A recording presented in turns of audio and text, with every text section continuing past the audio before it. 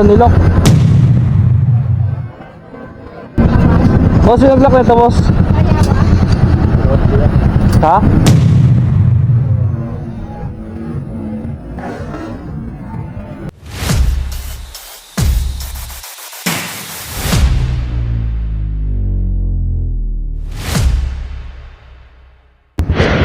Sa mga oras na ito, off-duty na tayo at huwag ko na sana yung motor dahil sa kabilang side lang naman tayo naka-duty. Ito nga pala nabiling i-park itong si Onyx para nakasilong na rin sa puno at sa hindi inaasahang pangyayari. Wala nilak. Boss, yung nag-lock nito, boss.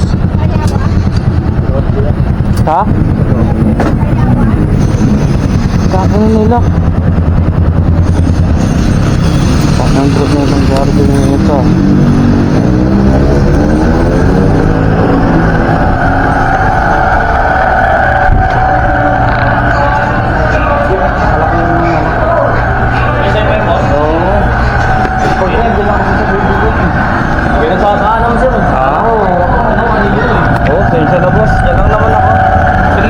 At dito nga, hindi na tayo nakipagtalo.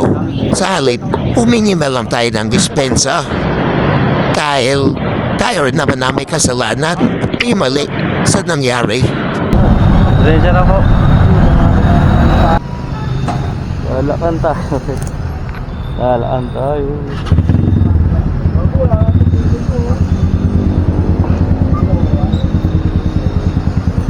Bossing, thank you, boss. Salamat po. Pasensya na po. Ang moral lesson dito sa atin mga ka-vlog ay ugaliin natin magpaalam kung saan man nating mapiling mag-park sa kung sino man ang bantay ng pagpapark natin. Buti na lang mabait yung nag-lock ng motor natin dahil kung sa iba nasirapanan ka na may mura ka pa sa utak nila. So ulitin mga ka-vlogs,